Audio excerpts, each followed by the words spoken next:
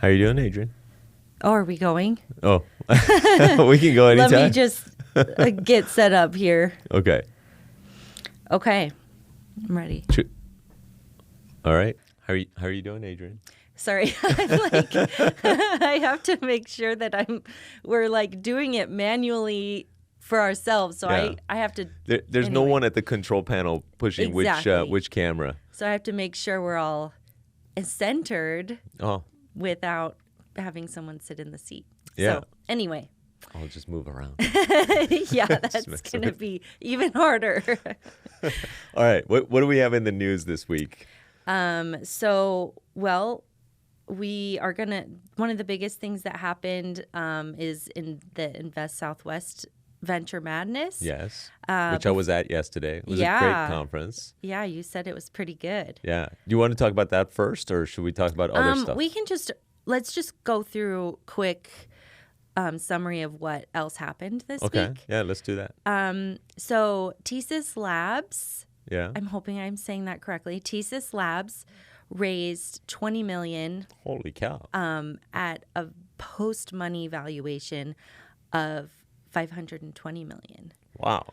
Which I remember you saying that... That's a really high valuation, first of all. Yeah. Exactly. But then that's a low amount of raise compared to the valuation. Right, exactly. So that's interesting. So, what do you think why do you think they would be doing that?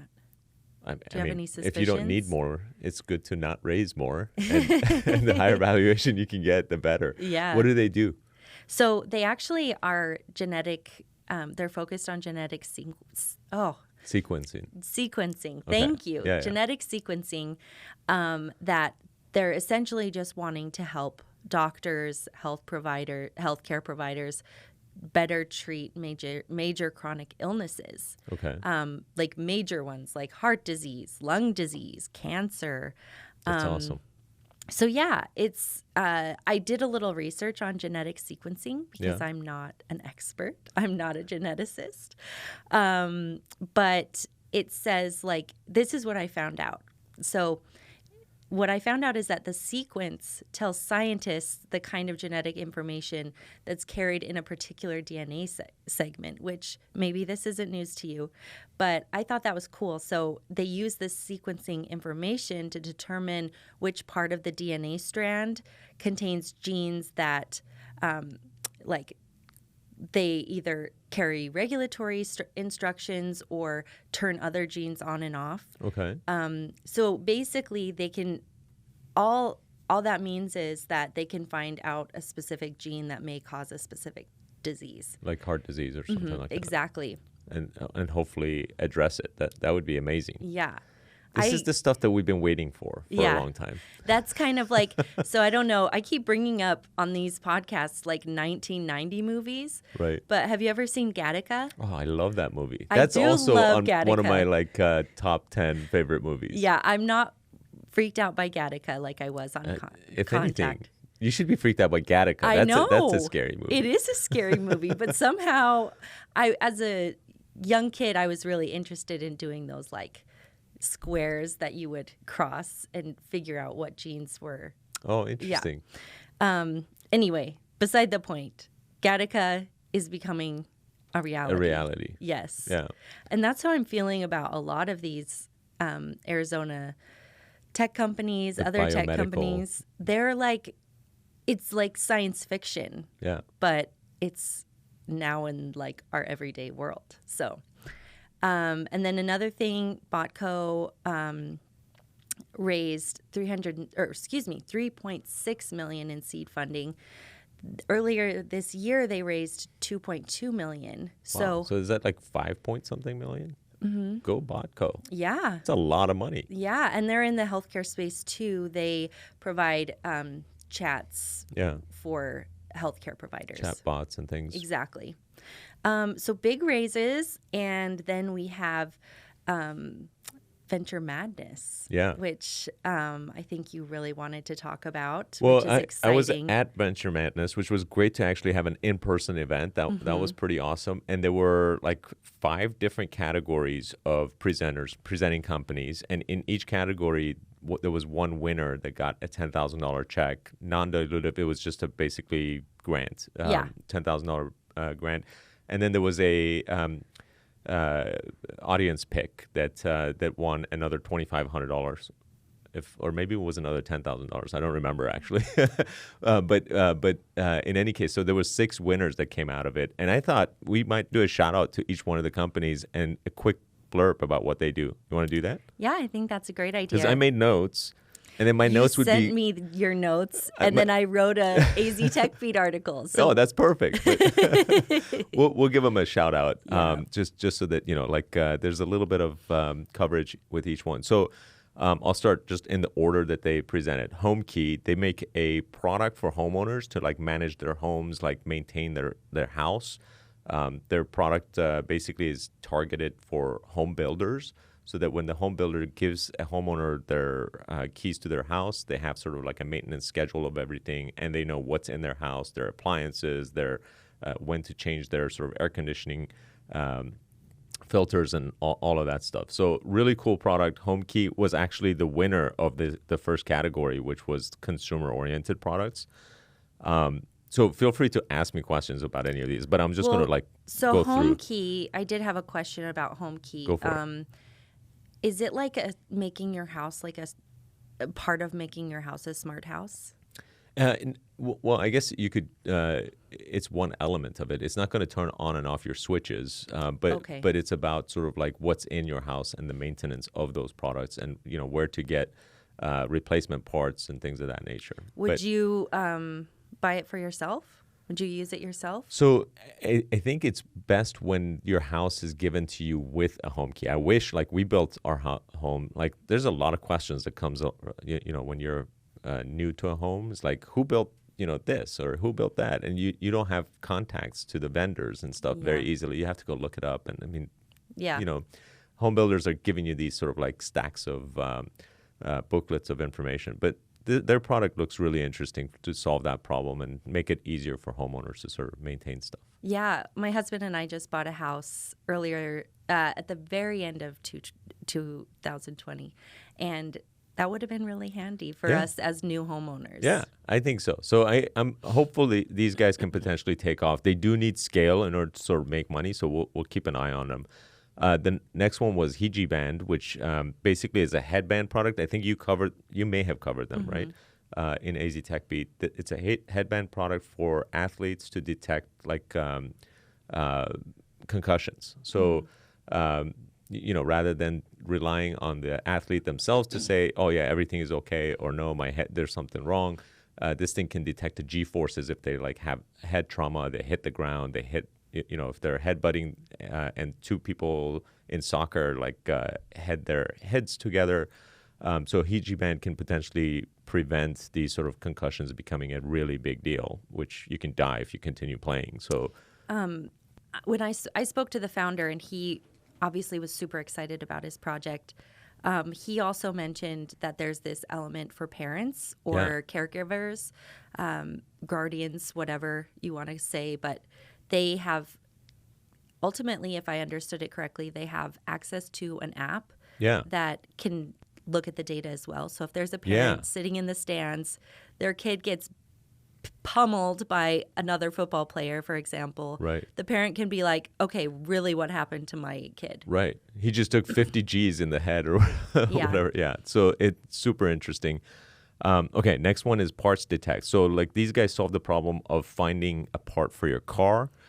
You can sort of use their app to look at the VIN number of your car. It picks up the year, make, model. And then if you need a particular part, it recommends the right part at the right place that actually has it in stock near you, right? So how does that work with Revolution Parts? How does that, is it a competitor? No, Revolution Parts, it's for the car dealers themselves to use to sort of manage their parts and, inventory systems and things. This is for the consumer, if I understood it correctly. So I could be wrong about any of these descriptions, by the way. So it's just my notes of what I took away from the presentation. We'll get our team of fact checkers. Exactly. Yeah, we'll see about that. Okay, so the next one is True Adherence. So these guys They have something that looks very similar to the Lululemon mirror. Have you seen those? You haven't seen the ads for the exercise device that looks like a mirror? Oh, yeah, yeah, yeah. Yeah. I've So seen those. so they have basically a mirror-looking exercise device that actually has a monitor and stuff behind it and cameras, and it sort of looks at you and detects whether or not you're doing your exercises correctly, and then recommends exercises based on what it thinks you're doing. So very interesting product. Their model is kind of interesting. They want to sell it to like LA Fitness and fitness places, gyms, so that when you go there, instead of paying a trainer, you would pay an additional subscription for an AI-based trainer, essentially. So I love that. Yeah. I was going to say, I would want that in my house, but I'm sure it's way expensive. So the fitness centers will be able to afford it more than I would be. Right. So that's an interesting model, is instead of going direct to consumer, going through the fitness centers. So the next one, I'm going to pummel the name, Aqualung Therapeutics. So they create a therapeutic that addresses. Oh wait, did I change categories already? Yeah, I think that may be medical, right? I don't know why it was in consumer, because I had that same thought, but I may have miscategorized it. So they create a therapeutic that addresses acute respiratory distress syndrome. Yeah, that must be medical. So it turns out one of the main things that people die of from COVID is basically a respiratory issue, and they actually have a product that can potentially address this. So super interesting. It's sort of along the lines of just the future of therapies, of gene therapy. This one is not gene therapy necessarily, but very interesting product. So it actually was in the consumer category. Oh, you double checked it? Okay. So no, our fact checkers. Oh, yeah, our fact checkers double checked it. Yeah. We got the okay from them. All right. All right. In the medical category, then, for sure, we have Heads Up Health, which remote patient monitoring. So that's super interesting. When a doctor, this is the explanation that I thought was super fascinating. You go to an emergency room, and the founder's dad went to emergency room for something. I don't remember what, but whatever it was he was highly contagious.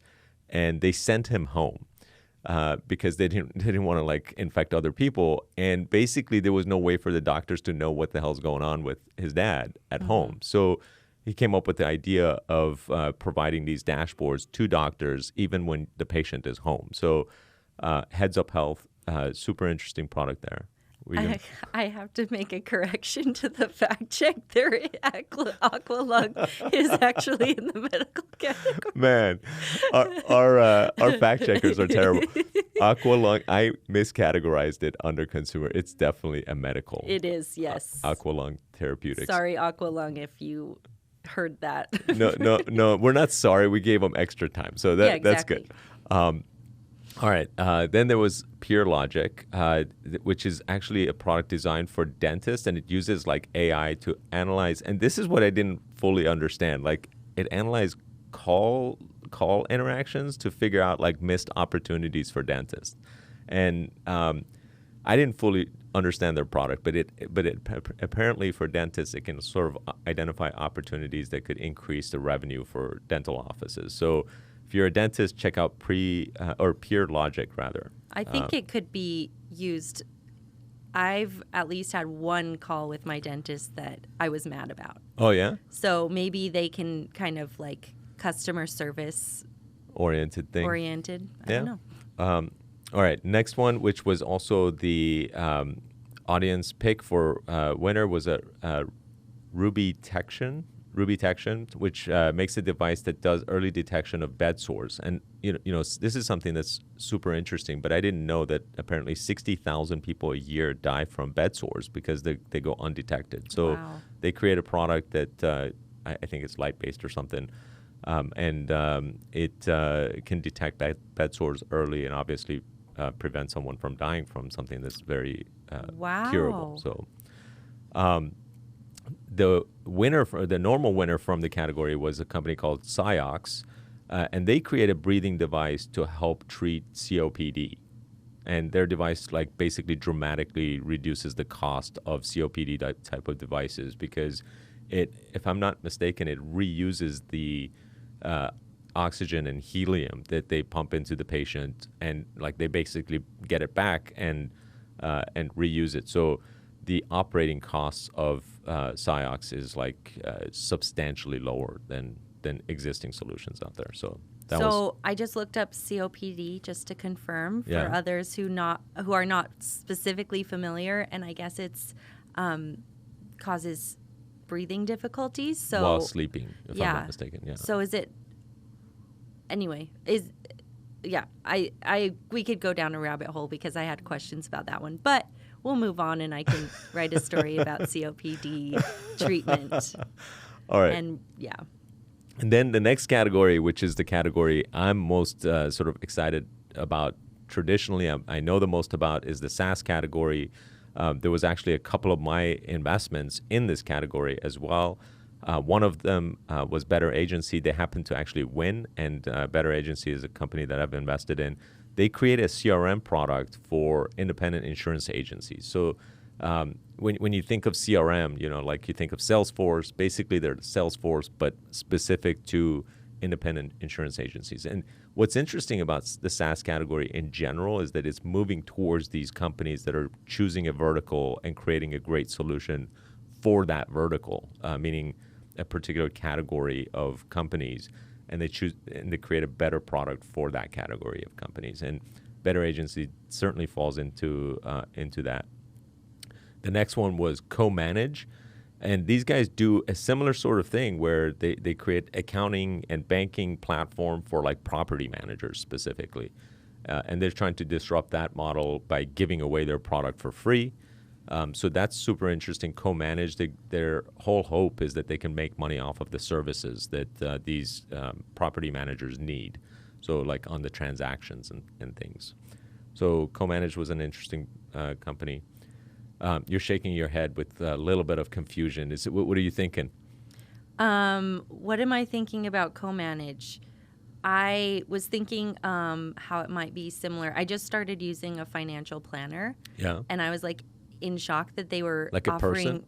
Yeah. Okay. Well, it's like a company, but then a person within a company. Okay. And they're like, my husband and I kept being like, oh, how much are we going to pay for this? Right. And they kept coming back with, well, it's free. Yeah.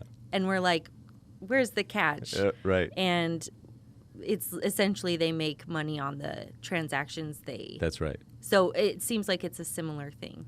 Yeah, I mean, for property managers. But for property managers, yeah. Exactly. Next one was a company, JourneyAge, which basically does learning experience personalization for like enterprise companies. So one of their customers, for example, was GoDaddy. GoDaddy has thousands of employees. They need like a consistent way to train them and personalize way of training them so that their employees can be more effective. JourneyAge's product does exactly that. And they've actually grown pretty substantially in a very short period of time. They apparently are getting close to the $1 million ARR rate, which is a pretty big milestone. And I think they just started like in November of I want to say 2020, but maybe it was 2019. Either way, it's a pretty quick rise. So this seems to be a big problem with these companies is writing a manual, because we've got Trainual too. Yeah, Trainual is not in the conference, obviously, but they're much larger, later stage. They raised a bunch of money. But they do a very similar thing, if not the same thing, as this company, right? But this company's doing it for enterprise? Yeah, so Trainual, I would think of it, the way Chris Ranzio talks about Trainual is great because it's he describes it as like the instruction manual for your entire business, right? Mm-hmm. Like, so different departments and such are writing their own instruction guides for various different things that they do.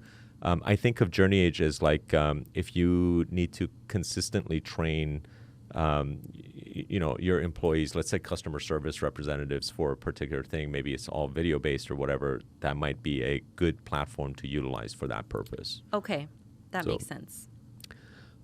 There might be some overlap, by the way, with Trainual, so I don't know. Nurture Boss, which is another company that I've invested in, they basically create a marketing automation solution for large apartment complexes that have lots of visitors to the apartment complex, and then they need to sort of follow up on these visitors to convert them to actually people who live there.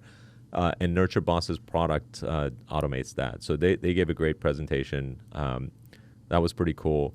And then last for the category was a company called Steady Install, which basically provides staffing for office furniture. So think of it as like you buy office furniture, and especially if you're doing lots of it. If you're a business, you might be buying hundreds of desks or dozens of desks or whatever. Now you need somebody to install them for you, assemble them for you.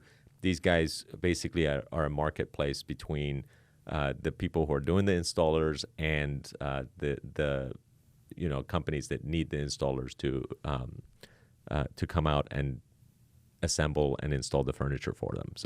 So when I read this, when you sent over your notes, yeah, I was super confused by this company. Okay.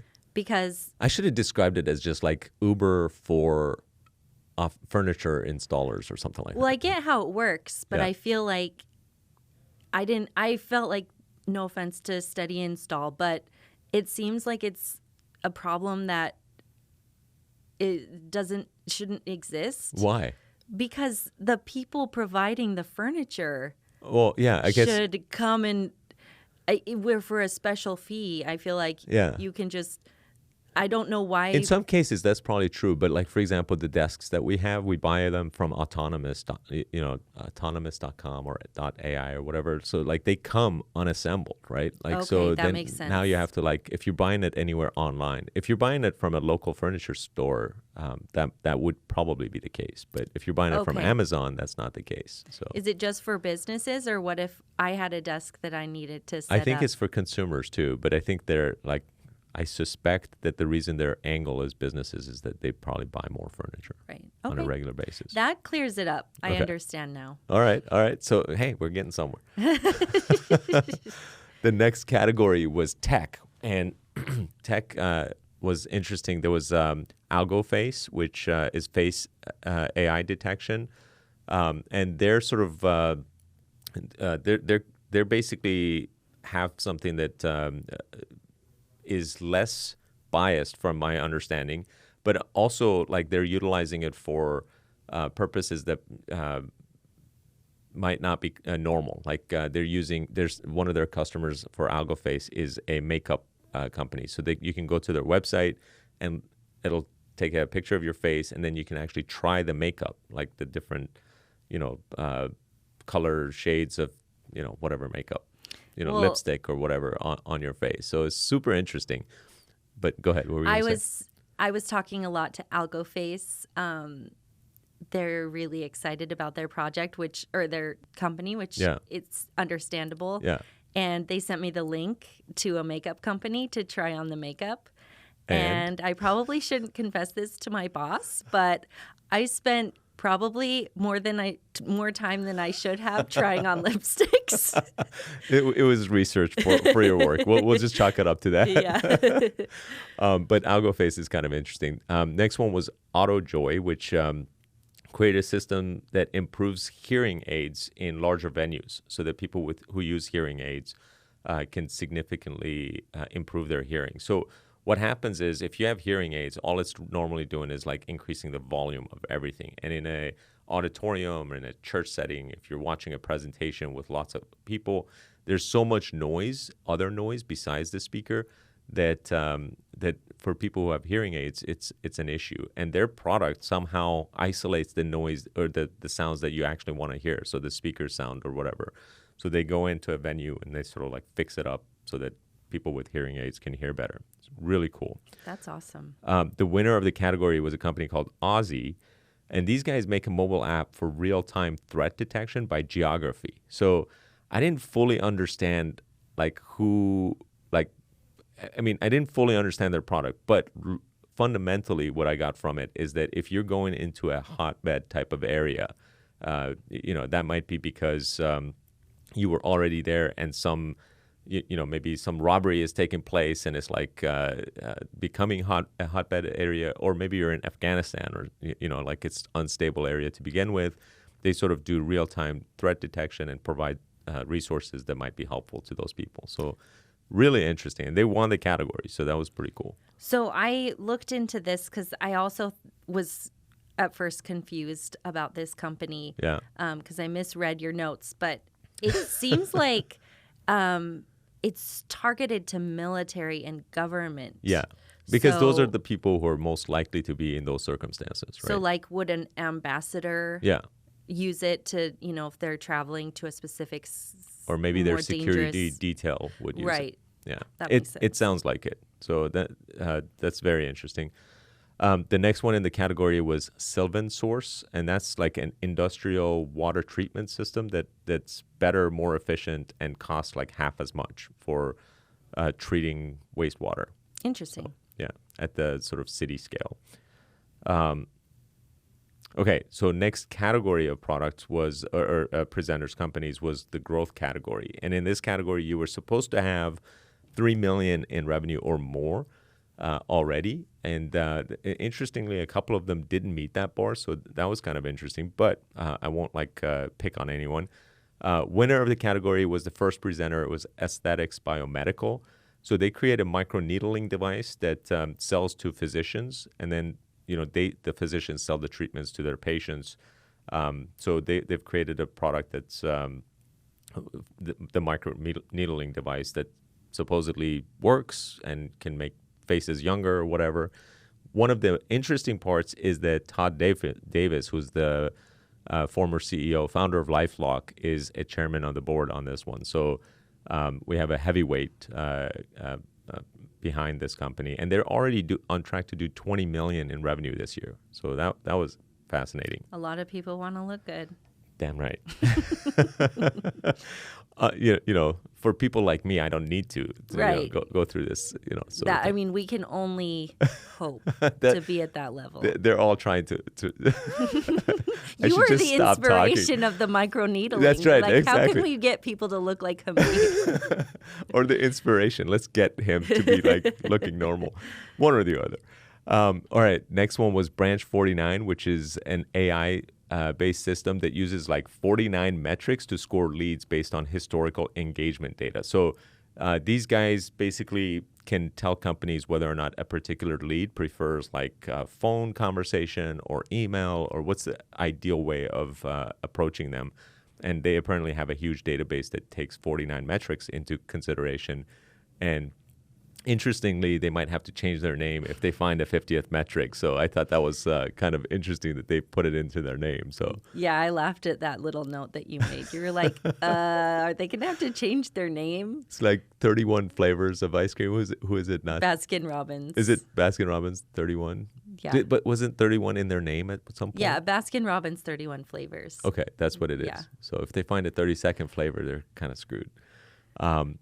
All right, and then there was a couple others. So Oryx, and they design and manufacture equipment and consumables for 3D printing. So they sort of they don't do the 3D printing itself, but right after you do 3D printing, oftentimes these parts have to go through some additional sort of additives and things, and their product addresses that. And what's funny is that I was trying to look them up, and I can't find Oryx. And it turns out you have to look for Oryx additive in order to find them. So you got to put, you guys, if you're listening, you got to put additive in your name, or, you got to change your name or something. Yeah. Because just looking for Oryx or Oryx.com is not going to do it. Oryx additive. Yeah, so I did the same thing. Yeah. Searching for their company. And I was just finding all of this information about animals. And I'm always so fascinated by how people choose their names. Yeah.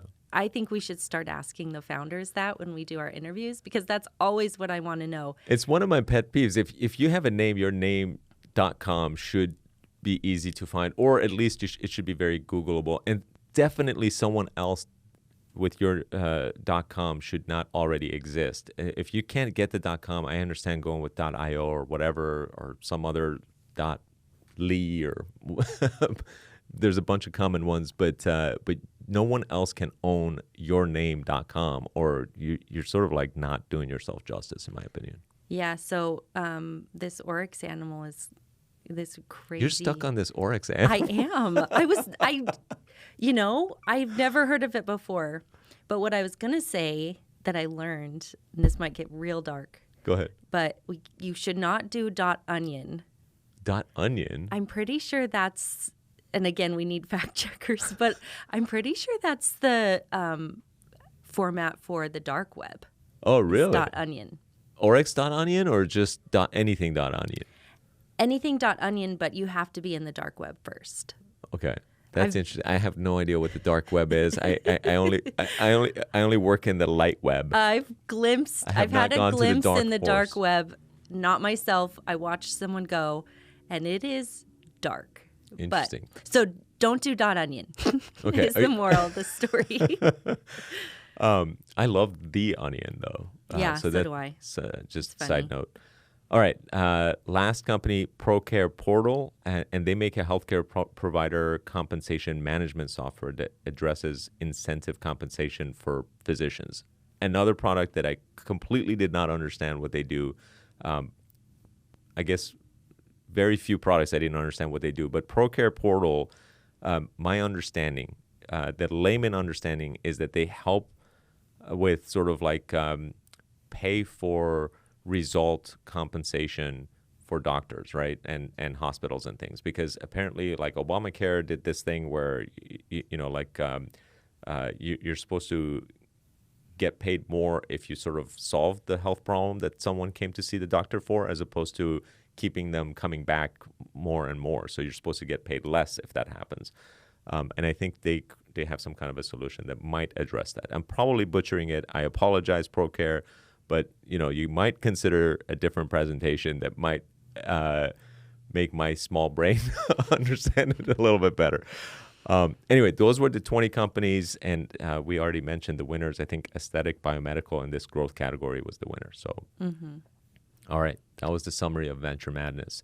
Huge props to Karen, who runs Venture Madness. She did an amazing job. Venue was awesome. Tons of people, in-person event. It was great seeing people. It was good stuff. Shout out to Karen. Shout out to Karen. Do we know Karen's last name? We do. And holy cow, you put me on the spot. Like just like that, right? We're needing fact checkers. That's what I'm saying. We need a budget for fact checkers. Let me. All right, it's Ketzorki. Okay. I hope I'm saying that right. Karen Ketzorzi. Karen. If you are listening, great job. But I apologize. It's Adrian's fault for making me say your name just right off. All right. What else do we have to talk about? Anything else? So I know that we talked a lot about like Facebook. Oh my God. They've been in the news so much this week. They went down. The whole world was off Facebook. People were losing their minds because of Facebook and Instagram and WhatsApp. My favorite thing, I don't know why I think this is so funny, but Facebook had to get on Twitter to say, sorry that we're down.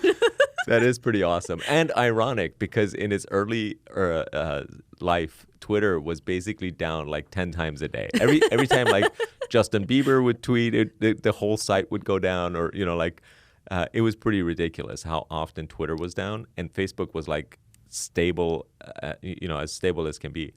And, here's the part that really gets me. And like people losing their mind the other day were sort of like all over Facebook. And this is the reason we need to break it up or whatever. There might be great reasons to break it up, but them being down for a few hours is the worst reason of all. Because first of all, it would mean there would be 3 different companies that now need to recreate their infrastructure in order to like have maximum uptime and so on. And Facebook has been probably one of the most reliable services over the years than any other service. Like literally everything has been down way more than Facebook has been in general. Even more than Google? They're even more stable than Google too. I mean, depends on, Google has a lot of different properties. So like various different Google properties have been down. I mean, Gmail has been down numerous times over the years. I mean, like Amazon's been down, Netflix has been down, everything goes down. I mean, like just the fact that these things operate 24/7 is a miracle, really, right? Like on such a huge scale too. Right. But there's definitely economies of scale that come with that. So the more things that these guys are managing, the more sort of breaking them up. There might be great reasons for breaking them up, but the fact that they were all down at the same time is probably not it. Okay, so one thing that I really did want to talk to you about. We've talked all about, Instagram, Facebook, the type of content the dangerous nature of their algorithms at some point. Yeah. And Facebook the whistleblower was on Senate committee on Capitol Hill. But so YouTube announced on Wednesday that it was banning the accounts of several prominent anti-vaccine activists. So not to get into like pro-vaccine, anti-vaccine. Right. That's beside the point that I want to make. It's that, are we now like, I think this is a very slippery slope. It And is. it's I'm sure that the YouTube people are way smarter than I am in making these decisions. It seems wrong to be doing that. But at the same time, something that occurred to me is that, we have sort of like this freedom of speech in the United States that we all cherish, obviously. But we also are vulnerable because of freedom of speech from outsiders who have no respect or want to Right. harm us, right? well, So- I mean, 2016 election. Right. So like freedoms of speech is for Americans, and people who live here, as opposed to from attackers from Russia or whatever. So like if you have situations where you don't know who's behind a particular account, but they're putting out misleading information and they want their account to be alive because of freedom of speech or whatever, and the content creator might be a bad actor in Russia or China or wherever, some adversary, that is that is not that person doesn't deserve freedom of speech on our platforms, essentially, is one way to think about it. But at the same time, there are Americans who are getting sort of like banned in this way, and that's really unfortunate. And I don't know what the right sort of solution is. The misinformation is terrible, but also banning people is terrible. One thing I was thinking about, so to preface this, we've got the Supreme Court. I've heard a couple people say that it's this term or whatever the Supreme Court time frame is. I can't remember if it's a term.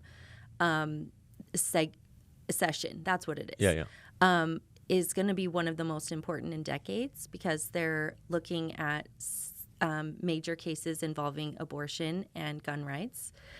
So vaccines are already a huge divisive conversation. Right. But then if we're talking about abortion and gun rights, who's policing, if this company, YouTube, not to get into the politics or our own beliefs, Right. but like if they decide we don't want anti-abortion rights people, pro-life rights people on our platform because we think it's misinformation. Right. So It is definitely, or the other way, Or, right? yeah, I mean, like or- pro-choice people or whatever. Yeah, I mean, any kind exactly. of sort of political motivated. I mean, with certain things like vaccinations, maybe you can argue that it's not political, it's fact-based or Right, whatever. exactly. But it's not just opinion. But the problem is that like some things are not fully fact-based, or they're not 100%, right? Exactly. You cannot say with 100% certainty a lot of different things, and that's where sort of like the gray areas become sort of problematic. And normally I'm in the category of people who think the best way to deal with misinformation is better information, so rather than sort of like suppressing the information. January 6th was kind of interesting because the misinformation was being used to actually try to take over, like with a coup attempt. So, Right. if it was let to continue, you could argue that United States might actually be in a different situation right now. Like, who knows what could have happened? Right. That's a good point. So, could we be in a dictatorship type of situation just because we allowed for that to continue? I mean, that's a real possibility. That's literally how, civilizations go down, or like, Yeah. So I think what Twitter did was wrong, but at the same time, YouTube. Twitter Oh, with yeah, shutting Twitter. down the president of the Sorry. United States, which is kind of crazy. Like Yeah. that, I think that was wrong. but I totally understand the reasoning behind it. Like I'm one of these people who's sort of like more in the middle on a lot of these things, but using that as the sort of like ultimate case of whether or not you should silence the president of the United States or not, right? Like that seems like the ultimate no-no. Yeah. But at the same time was like, well, he was trying to take over the country. Yeah. And was not accepting the legitimate sort of like means of the results that he was getting. So going through the court systems and things. But. Well, we could get into a whole black hole of this conversation, but just one other thing that bothers me is that social media and, you know, these streaming, YouTube, etc., they're the most powerful voices. They have become the most powerful in the country, maybe even in the world. But that's what's scary to me. Like they're the ones are deciding. They're not elected officials. They're not any sort of. There's no oversight. Exactly. It is kind of crazy. It's really scary. It's the wild, wild west in a way. Yeah. And the argument, you know, like is that, hey, well, the good part is that there can be other platforms that compete and they can do their own thing. But can there? Are they so big that? Yeah. Anyway, that's a whole other discussion. Yeah. But just some things that I've been thinking about this week. It might be interesting to have a panel of people talking about this stuff, but I would love to have that. We need people much smarter than me, though. Yeah. Oh, and one other thing. Yeah. I don't want to go too long, but I thought this was interesting. The U.S. Department of Justice has created a cryptocurrency enforcement unit. Really? To do what? To basically handle investigations of crimes committed by virtual currency exchanges. For crimes specifically. Yeah, exactly. That's good. Okay. But I was like picturing Dick Wolf is like, oh, excellent. I've got another show, like Law and Order cryptocurrency or something. It's only the cryptocurrency nation. The cryptocurrency unit. We're in here to destroy crypto crime. Yeah, I was making myself laugh with that. But anyway. All right. That's a good episode. We'll wrap it up here, huh? Yeah, if we do say so ourselves, this is a great episode. Oh, it's amazing. But yeah, we can stop here until next week. Yeah. So. All right. Sounds good. Thank you.